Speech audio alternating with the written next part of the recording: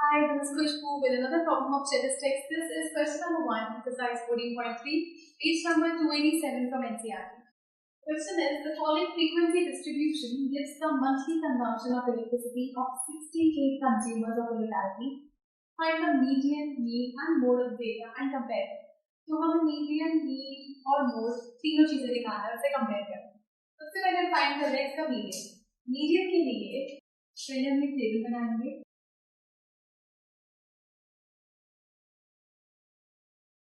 Monthly consumption.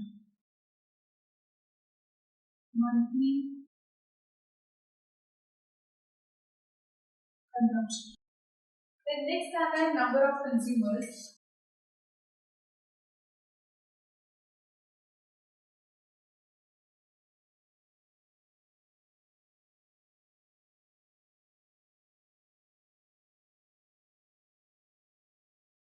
Last column होता है हमारा cumulative frequency.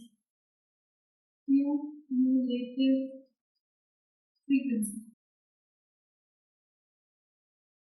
So इसके अंदर सबसे पहले हम इसको नोट करते हैं. तो मंथली कंजम्पशन कितना गिवन है? 65 to 85. Then in 5 to 105. Then 105 से 125. 125 से 145. 145 से 165. 165 से 185 और 185 से 205. ये हमें गिवन है मंथली कंजम्पशन. नेक्स्ट आते हैं नंबर ऑफ कंज्यूमर्स जो कि है 4, 5, 13, 20, 14, 8. नेक्स्ट आता है क्यूमुलेटिव फ्रीक्वेंसी. क्यूमुलेटिव फ्रीक्वेंसी हम कैसे निकालते हैं? जैसे कि हमारे पास जो फर्स्ट फ्रीक्वेंसी है ये सेम रहती है. सेकंड के लिए ये दोनों वैल्यूज ऐड हो जाते हैं. 4 + 5 becomes 9. देखिए जो 9 वैल्यू आया है ये इसके साथ ऐड होगा तो बनेगा 9 + 13 + 22. जो 22 आया सेम है इसको 20 के साथ ऐड होगा. 2 + 20 is 42. 42 + 14 is 56. 56 + 8 is 64. 64 + 4 is 68. ये जो लास्ट टोटल आता है हमारा क्यूमुलेटिव फ्रीक्वेंसी का और जो हमारी फ्रीक्वेंसी का टोटल होगा वो ऑलवेज सेम होता है. तो यहाँ पर बता रहे हैं 68 कंज्यूमर्स हैं तो ये टोटल भी दिया हुआ है 68. ये दो वैल्यूज हमेशा सेम होती है. अगर सेम नहीं है दैट मींस आपका आंसर गलत है. सो टोटली हमारी आ रही है 68. नाउ इसका फॉर्मूला सबसे पहले हम निकालते हैं यहाँ से n/2. n/2 जो n होता है ये हमारे पास है ये 68 जो फ्रीक्वेंसी का सम. n is basically summation of fi. जो हमारी फ्रीक्वेंसी का सम आता है उसको कहते हैं. वो है 68/2. यहाँ से सॉल्व करके आ गया 34. 34 वैल्यू आ रही है. हम क्यूमुलेटिव फ्रीक्वेंसी के अंदर देखते हैं कि इससे जस्ट ग्रेटर वैल्यू कौन सी है. 34 से जस्ट बड़ा नंबर कौन सा आ रहा है? 42.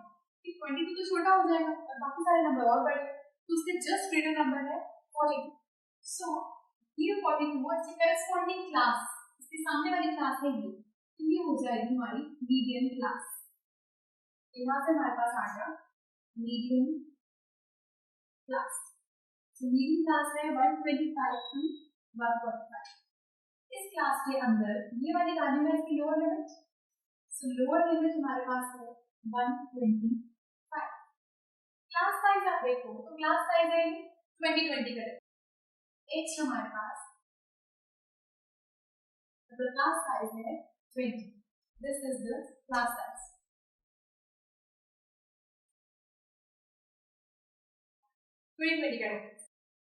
और फ्रीक्वेंसी इस क्लास की है 20.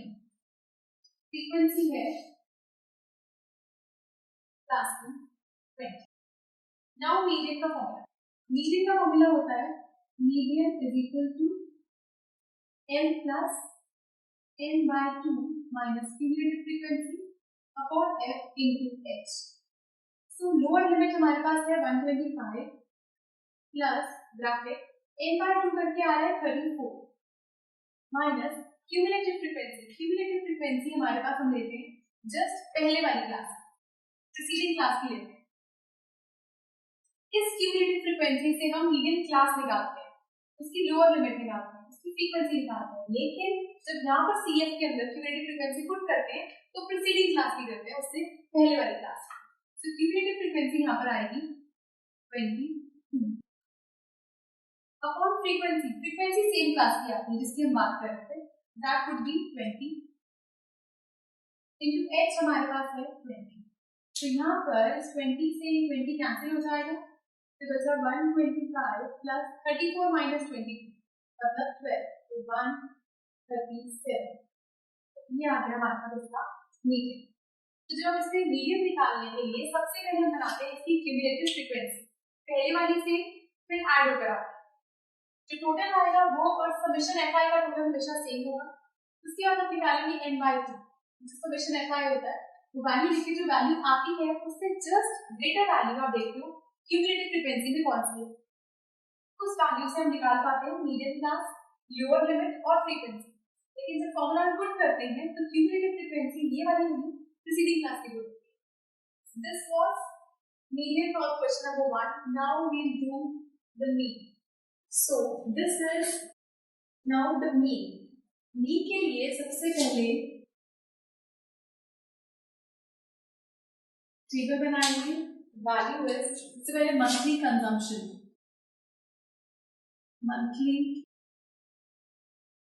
कंजम्पशन, देन नेक्स्ट कॉलम आता है हमारा number of consumers, that means frequency, number of consumers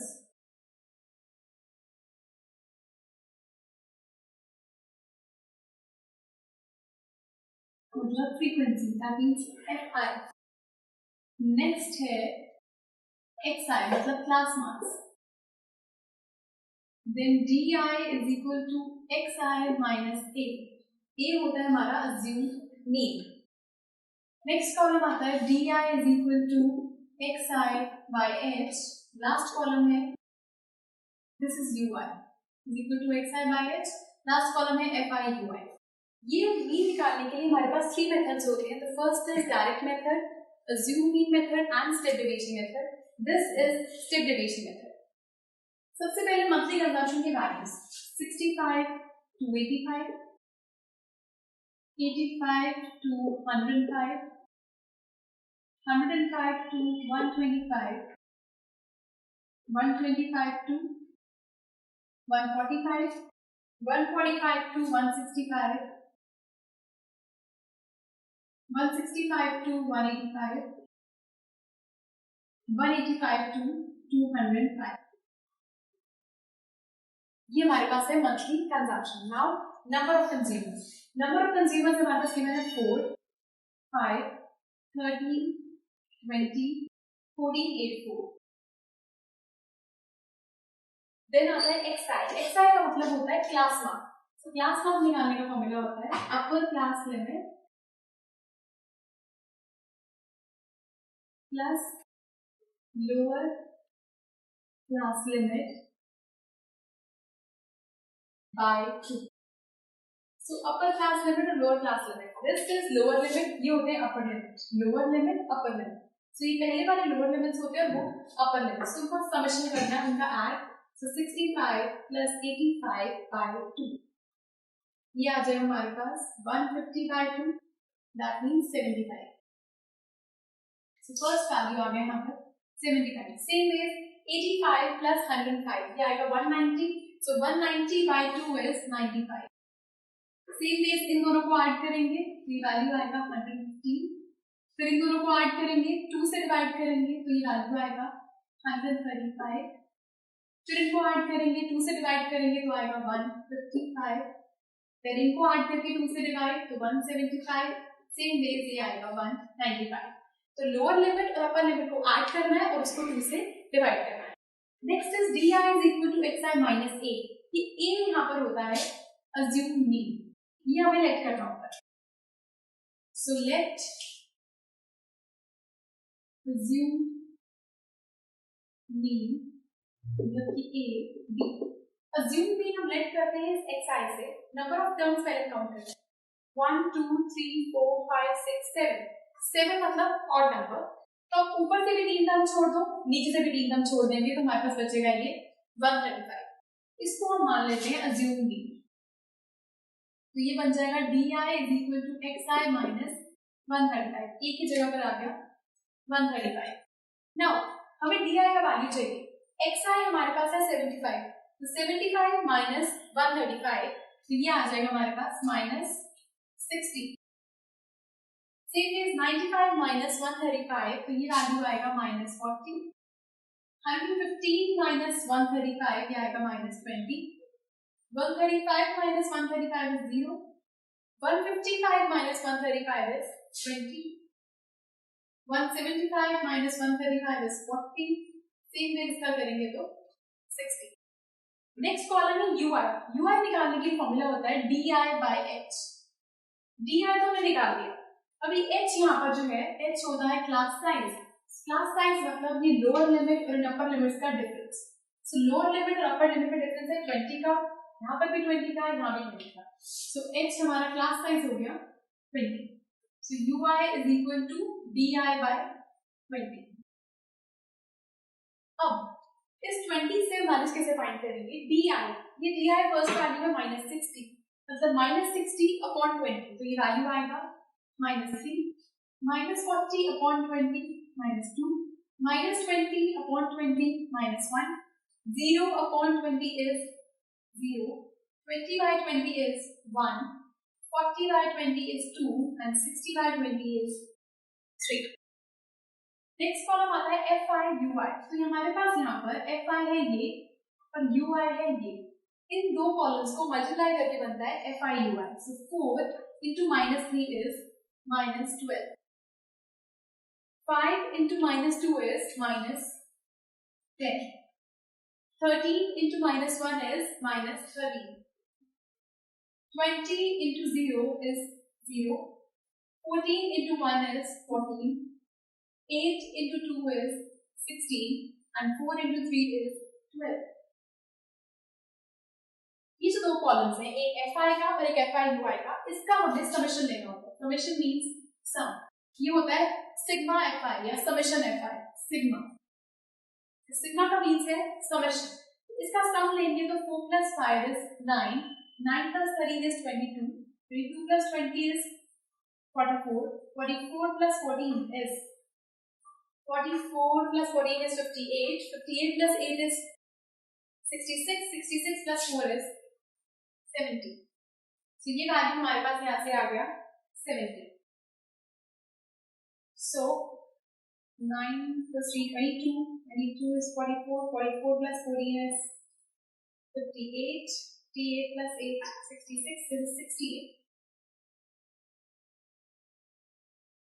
next is F I you I. यहाँ पे नेगेटिव वैल्यूज भी हैं और पॉजिटिव वैल्यूज भी हैं। तो नेगेटिव वैल्यूज का सम हम अलग से लेंगे और पॉजिटिव का अलग से। So minus 12, minus 10, minus 13, minus minus plus, ये आ गया minus, minus 23, minus 23 and minus 12 करके आ जाएगा माइनस 35। नेक्स्ट है 14 प्लस 16 प्लस 12, 14 प्लस 16 ये आ गया हमारे पास 30, 30 plus 12 is 42, minus 35 plus 42 means plus minus minus, तो ये आएगा 7। तो summation F I you i आ गया 7। नाउ मीन का फॉर्मूला स्टेप डिवीजन मेथड के लिए, तीनों मेथड्स के लिए formulas are different. Step division के लिए फॉर्मूला होता है मीन, जिसको मैं इस बार से नोट करते हैं, a plus summation F I you I upon summation F I into H.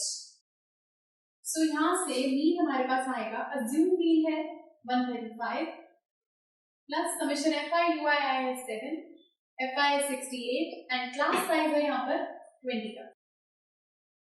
So mean is equal to 135 plus 140 by 68। So 140 by 68 करके आएगा 135 प्लस 0.58, ये बन जाएगा 135.58, 0.058। So 135.058 is the answer. So this is the mean. Now next we have to find the mode. So now we have to find the mode. तो mode के लिए सबसे पहले हमारी हाईएस्ट फ्रीक्वेंसी है यहाँ पर 20, ये हाईएस्ट वैल्यू है. That means this is the model class. तो मॉडल क्लास हमारे पास है, मॉडल क्लास हमारे पास है 125 to 145, ये मॉडल क्लास है और इसकी फ्रीक्वेंसी है 20. मॉडल क्लास की जो फ्रीक्वेंसी होती है उसको हम डिनोट करते हैं F1 से. that is 20. ये मॉडल क्लास की फ्रीक्वेंसी है और ये उसकी मॉडल क्लास. और ये जो इसकी लिमिट है दिस इज लोअर लिमिट, मतलब ये लोअर लिमिट है मॉडल क्लास की. तो हमारे पास L, इसको हम लोअर लिमिट कहते हैं, दैट इज 125.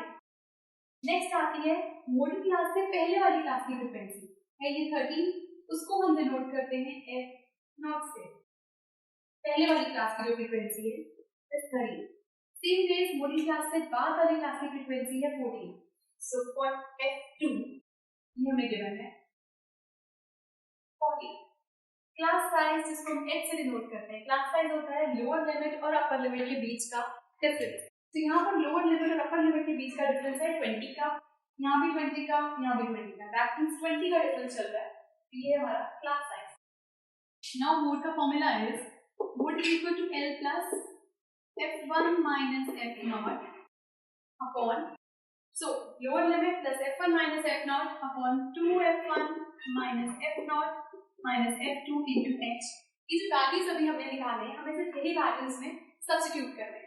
तो यहाँ पर लोअर लिमिट का वैल्यू है 125 प्लस F1 का वैल्यू है हमारे पास F1 this is 20 minus F0 का वैल्यू है 13 twice of F1 at 20 minus F0 is 13 minus F2 हमारे पास है 40 into H क्लास साइज है 20 का. सो ये बन जाएगा 125, 20 minus 13 is 7 into 20 upon 40 minus 27. So 125 plus 140, 40 minus 27 is 13. So 140 divided by 13 is 10.76. So ये आ जाएगा हमारे पास 135.76. ये आ गया हमारे पास मोड. So जब भी आपको मोड फाइंड करना है सबसे पहले आपको देखना है कि हाईएस्ट फ्रीक्वेंसी कहाँ पर है, उसके अकॉर्डिंग आपकी मोड क्लास आ जाएगी, उसके अकॉर्डिंग आपकी प्रीसीडिंग क्लास की frequency and then succeeding class की, और ये सारे वैल्यूज को आपको इसमें सब्स्टिट्यूट करना है. So this was first question of exercise 14.3, and if you have any doubt please do write to us and we watch the next video for some more questions. Goodbye.